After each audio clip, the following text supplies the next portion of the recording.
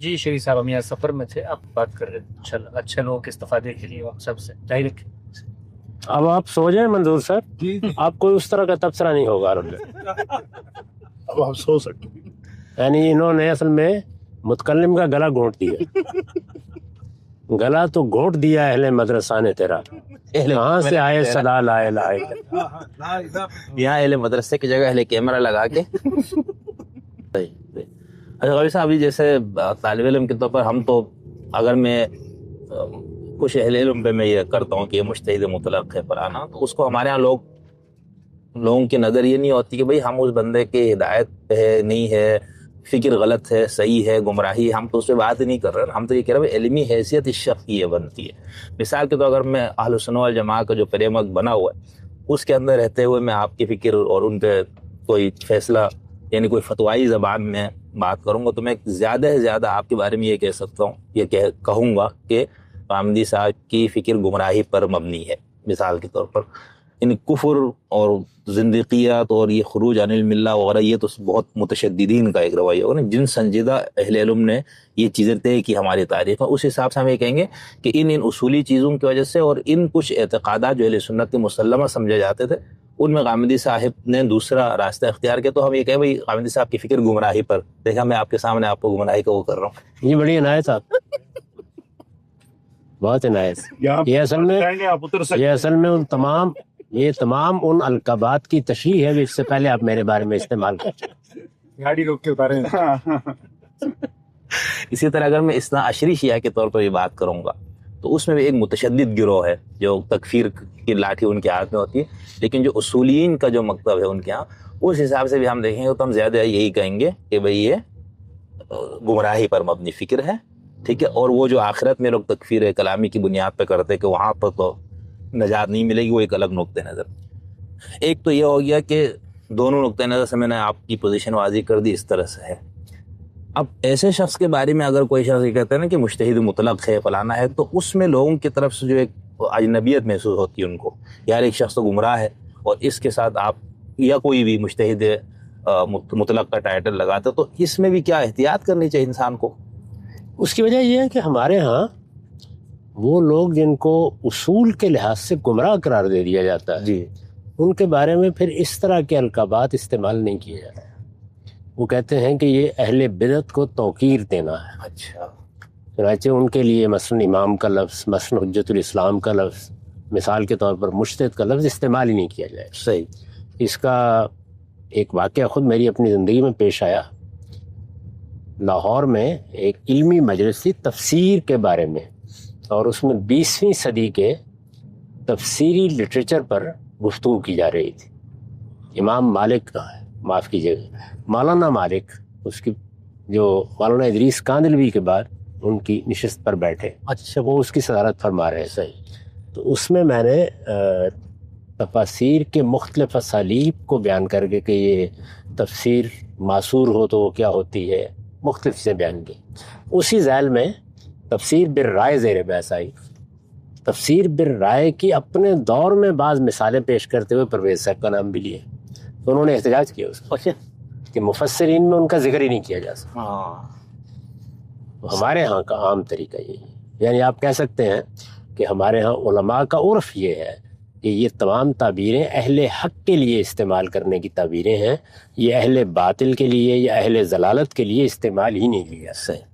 لیکن اس کے اندر ایک مسئلہ اس میں تضاد پھر آ جاتا ہے۔ اب جیسے شیعوں میں ہم دیکھتے ہیں کہ ایک وقت میں کئی ان کے ہم مجتہدین موجود ہوتے ہیں، وہاں پر چونکہ اجتہاد کا دروازہ اس طرح سے بند نہیں کیا گیا، کسی حد تک بند کیا لیکن اس طرح بند نہیں کیا گیا جس طرح ہمارے اہل سنت کے یہاں ہوا۔ تو ان کا جب کوئی سنی عالم بھی ذکر کرے گا تو وہ کیا اس کو مجتہد نہیں مان رہا ہوگا کہ بھئی ان کے ہاں مجتہد ہے یا ان کے تو یہ ساتھ اس کے یہ الفاظ کا اضافہ کرے گا کہ ان کے ہاں مجتہد مطلق سمجھے جاتے ہیں، ان کے ہاں ان کا درجہ آیت اللہ کا ہے، یعنی وہ ہمیشہ یہ ہے۔ صحیح، لیکن اپنے طور پر وہ یہ بات کبھی نہیں کہے۔ تو آپ اگر ہم موجود عرف ہے سنی شیعہ جو بھی اس میں رہتے ہوئے تو آپ کہیں گے کہ یہ بات معیوب ہے یا یہ اس طرح نہیں کہی جاتی، لیکن اگر جو اصول ہم نے دیکھا کہ کس بنیاد پہ یہ مجتہد مطلق کہا جاتا تھا، اس پہ تو پھر کوئی وہ نہیں ہے نا۔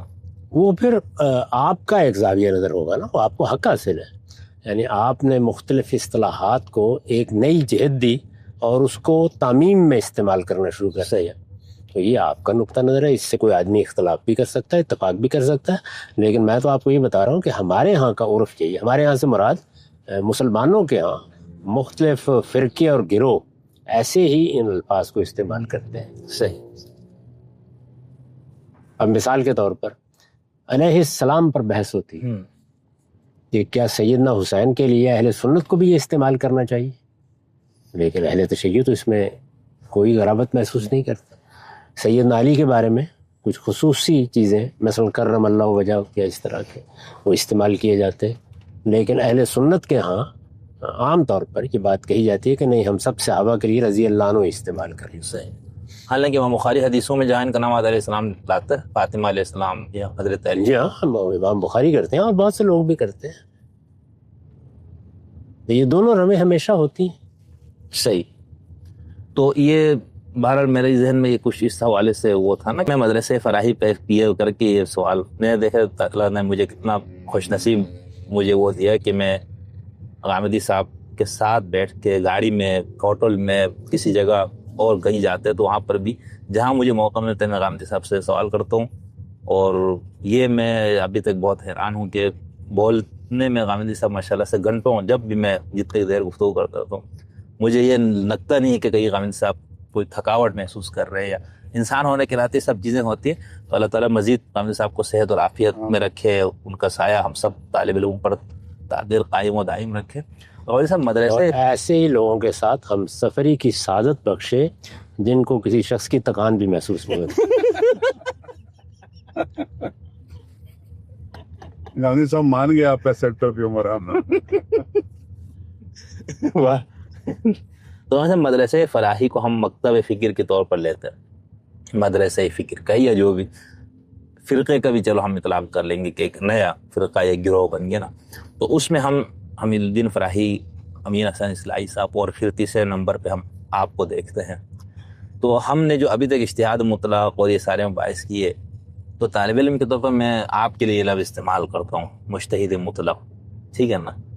آپ اس کو طالب علم ہیں، آپ ہمیشہ یہ فرماتے ہیں آپ کی عاجزی، انکسار، یہ سب کچھ اصول ہے. لیکن اگر اس اصول کے سامنے رکھا جائے تو اس کا اطلاق کرنا اصولی طور پر غلط ہے.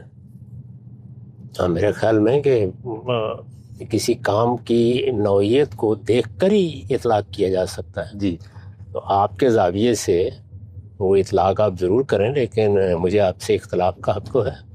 میں تو یہ سمجھتا ہوں کہ امام فراہی نے ایک امام کی حیثیت سے نیا زاویہ نظر دیا، قرآن مجید کو بھی سمجھنے کے لیے اصول متعین کیے، اور میرے استاد امام امین حسن اصلاحی نے پورے قرآن پر ان کا اطلاق کر کے دکھایا. میں ان کا ایک طالب علم ہوں، اور یہ ان کا فیض صحبت ہے کہ جو بات میں نے سمجھی ہے اس کو پھر میں نے مزید متعین کرنے کی صحیح بھی کی ہے اور جزیات تک پہ اس کا اطلاق بھی کیا ہے. اور اس لحاظ سے آپ کہہ سکتے ہیں کہ یہ بھی ایک افادیت رکھنے والا کام ہے، لیکن اس طرح کے القابات تو میں نے کبھی سوچا بھی نہیں، وہم میں بھی نہیں آئے میرے. ہاں نہیں، وہ تو آپ کا مزاج بھی اس طرح نہیں ہے سب کچھ، لیکن یہ کہ میں تو اپنے لیے بھی اور جو میرے جیسے طالب علم تھوڑا ان چیزوں کو پڑھنے سمجھنے کی کوشش کرتے، چاہے ان کا تعلق کسی بھی مکتب فکر سے ہو، فلاحی مکتب فکر سے ہو، یا دیوبندی ہو، یا شیعہ ہو، حنفی، جو بھی، تو کم سے کم ان پہ تو یہ چیز تھوڑی سی واضح ہو تو ان کو بھی تنقید کرنے میں آسانی ہوتی ہے کہ ہم جس شخص کی کسی بات پہ تنقید کر رہے ہیں بھائی اس کا یہ ہے علمی حیثیت یہ بنتی ہے، اس کے بعد آپ ان پہ نقد کرنے. ہاں، لیکن میں پہلے عرض کر چکا ہوں کہ ان کے ہاں یہ فیصلہ اس وقت ہوگا جب وہ اس شخص کو یا اس مدرسہ فکر کو اہل حق میں شمار کریں گے. صحیح. اگر ان کے نزدیک وہ باطل ہے یا اس کی بنیاد ضلالت پر ہے، یا اس میں جیسے کہ وہ تعبیر کریں گے اہل سنت کے بنیادی عقائد سے کوئی انحراف کیا گیا ہے، تو پھر وہ ان میں سے کسی تعبیر کو بھی اس کے لیے قبول نہیں کریں گے. اور اگر کوئی بڑا مکتب فکر وجود میں آ جائے گا تو وہ پھر اس طرح کہیں گے کہ یہ ان کے امام ہیں، یہ ان کے مجتہد مطلق ہیں، یہ ان کے فلاں ہیں. صحیح. اس طرح بیان کریں. صحیح. یعنی یہ کہیں گے غامدی فرقے کے امام.